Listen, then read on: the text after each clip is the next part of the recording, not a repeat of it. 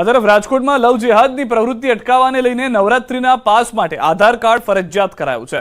પાટીદાર સમાજ દ્વારા નવરાત્રીના પાસ માટે આધાર કાર્ડ ચેક કરીને જ પાસ ઇસ્યુ કરાશે। ત્યારે રાજકોટ શહેરમાં વર્ષોથી યોજાતા અન્ય અર્વાચીન રાસોત્સવના આયોજકોએ પણ આ નિર્ણયને આવકાર્યો છે અને આઈડી કાર્ડ ચકાસીને જ પાસ આપવાના નિર્ણયના અન્ય આયોજકો પણ જોડાયા છે। અમે છેલ્લા 2 વર્ષથી કોઈ પણ આધાર કાર્ડ કે કોઈ પણ એવું પ્રૂફ જેની ઓળખાણ થઈ શકે એવું અમે લઈએ છીએ।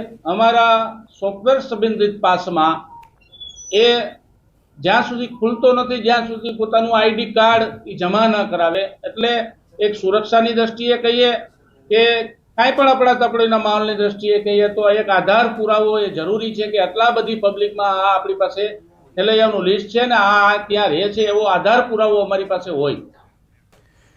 અમરેલી જિલ્લામાં વરસાદી માહોલ। બગસરા શહેરમાં ધોધમાર વરસાદ। બપોર સુધી અસહ્ય ઉકળાટ અને ગરમીથી લોકો ત્રસ્ત હતા। બપોરના સમયે ધોધમાર વરસાદના પગલે રોડ રસ્તાઓ પર પાણી વહેતા થઈ ગયા છે। સાંજ સતત થતા મોટાભાગના વિસ્તારોમાં ભારે વરસાદ શરૂ થઈ ગયો છે। દ્રશ્યો આપ જોઈ રહ્યા છો, અમરેલીથી મળી રહ્યા છે। બગસરામાં ભારે વરસાદની શરૂઆત સાંજ થતા જોવા મળી રહી છે। તો સૌરાષ્ટ્રના અનેક વિસ્તારોમાં છૂટો છવાયો વરસાદ છેલ્લા 48 કલાકથી નોંધાઈ રહ્યો છે। કેટલાક વિસ્તારોની અંદર ઝાપટું આવીને જતું રહે છે। બફારાનો અહેસાસ થઈ રહ્યો છે। જરૂરી વરસાદ જે છે તે સૌરાષ્ટ્રના મોટાભાગના વિસ્તારોમાં થયો છે, પરંતુ ભારે વરસાદને કારણે સૌરાષ્ટ્રના કેટલાક વિસ્તારો દુષ્કાળગ્રસ્ત નહીં પરંતુ લીલા દુષ્કાળનો સામનો કરી રહ્યા છે અને લીલા દુષ્કાળના કારણે પણ પાકને નુકસાન થયું હોવાની જાણકારી છે।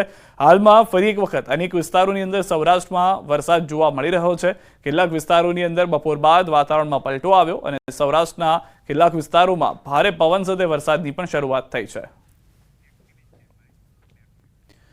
વિરમગામમાં વરસાદમાં સરકારી ડાંગરનો જથ્થો પલળી ગયો છે। ભાડે રાખેલા ગોડાઉનમાં ડાંગર પલળી ગઈ છે। વિરમગામના 3 ગોડાઉનમાં ડાંગરનો મોટો જથ્થો રખાયો છે। વરસાદ અને પૂરના કારણે કરોડો રૂપિયાનું સરકારી અનાજ પલળી ગયું છે। રાજ્યમાં પડેલા ભારે વરસાદ અને પૂરના પાણીથી સરકારને કરોડોનું નુકસાન।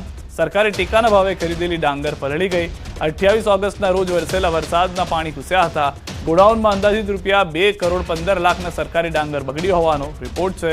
ડાંગર પલળી જતા હાલ તેને અન્ય સ્થળે ખસેડવાની પ્રક્રિયા શરૂ છે।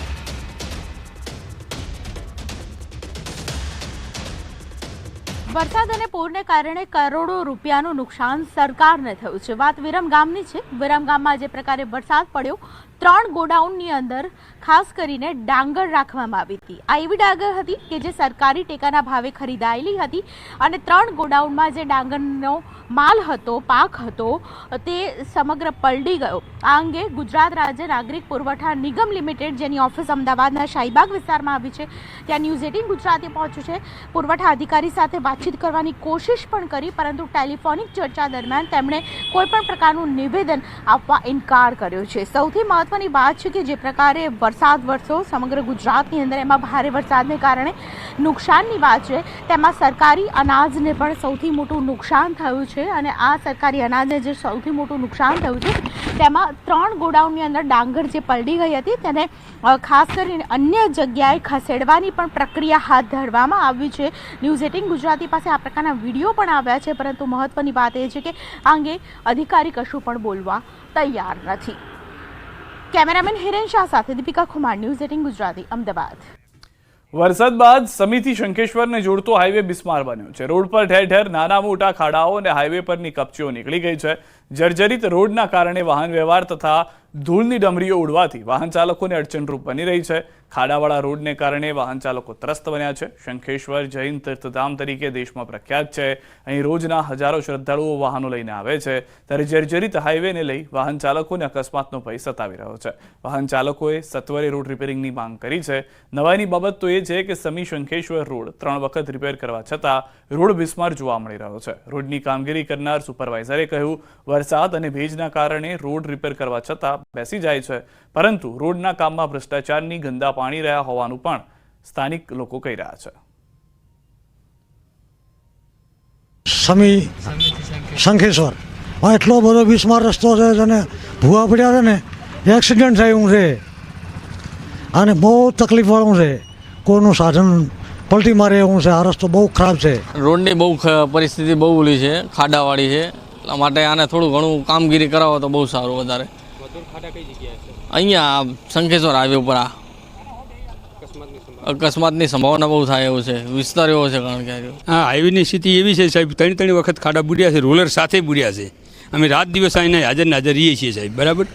તોય આ પાણીના કારણે બે બાજુ ભેજના કારણે રોડ બેસી જાય સાહેબ. 3 વખત ખાડા બુડ્યા છે સાહેબ. અત્યારે રૂનીથી શંખેશ્વર વિસ્તારમાં વધારે છે, સમીથી ગામની અંદર વધારે છે. વરસાદ બાદ બિસ્માર હાઈવેના દ્રશ્યો સામે આવતા હોય છે ત્યારે દ્રશ્યો બતાવીશ કે પાટણ જિલ્લામાં પણ અવિરત વરસાદ વરસ્યા બાદ અનેક જગ્યાએ બિસ્માર હાઈવે બની જવા પામે છે. ત્યારે દ્રશ્યો જે બતાવું છું તે સમી, શંખેશ્વર તેમજ શંખેશ્વરથી દસાડા જોડતો હાઈવે છે. હાઈવેની વાત કરવામાં આવે તો થોડાક દિવસો પહેલાં એટલે કે થોડા જ મહિનામાં લગભગ આ હાઈવેને 3 વખત રિપેર કરવામાં આવ્યો, પરંતુ તેમ છતાં હાઈવેની સ્થિતિ ક્યાંક મગરમચ્છની પીઠ સમાન બની જવા પામે છે. ઠેર ઠેર જગ્યાએ મચ્છ મોટા ખાડાઓ પડી જવા પામ્યા છે, તો ક્યાંક લગભગ 100 મીટરની આસપાસ વિસ્તારમાં ક્યાંક કપચી બહાર નીકળી જવા પામે છે, જેને લઈને વાહન ચાલકોને પારાવાર મુશ્કેલીનો સામનો કરવો પડી રહ્યો છે. કારણ કે આ હાઈવે છે તે વાહનોને ભરચકવાળો વિસ્તાર છે, એટલે કે આ હાઈવે ઉપર ટ્રાફિક વધુ રહેતો હોય છે, જેના કારણે ક્યાંક અકસ્માતની પણ ભીતિ સેવાઈ રહી છે. ઠેર ઠેર જગ્યાએ ખાડાઓના કારણે વાહનોમાં મેન્ટેનન્સનો ખર્ચ તેમજ વાહન ચાલકોને અકસ્માતની ભીતિ પણ સેવાઈ રહી છે. ચોક્કસ કહીએ કે જે રીતે કોન્ટ્રાક્ટરો જે હાઈવે છે તે બિસ્માર બની ગયા બાદ ક્યાંક રિપેર કરવાનું ક્યાંક નાટક રચશે, પરંતુ જે હાઈવેને 3 વખત રિપેર કરી એટલે કે એનો મેન્ટેનન્સ કામ કરવામાં આવ્યો, તેમ છતાં હાઈવેની સ્થિતિ અત્યારે બદથી બદતર જોવા મળે છે. એટલે ચોક્કસ કહીએ કે વાહન ચાલકો પણ માંગ કરી રહ્યા છે કે જે હાઈવે રિપેર કરવામાં 3 વખત કરવામાં, પરંતુ 1 વખત કરવામાં આવે તે પણ વ્યવસ્થિત કરવામાં આવે તો હાઈવે પર જે ખાડા છે તે ના પડે અને વાહન ચાલકોને મુશ્કેલી ના પડે. પરંતુ હાલ તો શંખેશ્વર, સમી તેમજ દસાડા જોડતો જે હાઈવે છે તે બિસ્માર બની જવા પામ્યો છે અને પસાર થતા વાહન ચાલકોને પારાવાર મુશ્કેલીનો સામનો કરવો પડી રહ્યો છે. અશરફ ખાન, ન્યૂઝ 18 પાટણ. પાટણથી સમાચાર. સમી નજીક અકસ્માતમાં 3ના મોત. સમી રાધનપુર હાઈવે પર અકસ્માતમાં 3ના મોત થયા છે. બાઇક અને એસટી બસ વચ્ચે અકસ્માતમાં બાઇક સવાર 2 યુવકોના મોત થયા છે. સારવાર દરમિયાન અન્ય એક યુવતીનું પણ મોત થયું છે. મૃતક ત્રણેય રાધનપુરના જેતલપુરાના હોવાની માહિતી છે. ત્રણેય મૃતદેહને પીએમ અર્થે સમી રેફરલ હોસ્પિટલ ખસેડવામાં આવ્યા છે. અકસ્માતને પગલે સમી પોલીસે વધુ તપાસ હાથ ધરી. એસટી બસ દિયોદર ડેપોની હોવાની માહિતી. એસટી બસ દિયોદરથી વડોદરા તરફ જઈ રહી હતી. હાલ એસટી બસને સમી પોલીસ મથકે લાવવામાં આવી છે.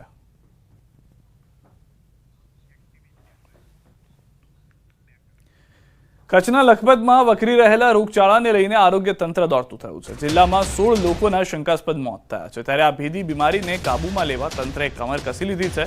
આરોગ્ય મંત્રી ઋષિકેશ પટેલ અને પ્રભારી મંત્રી પ્રફુલ પાનસેરિયાએ કચ્છની મુલાકાત લીધી.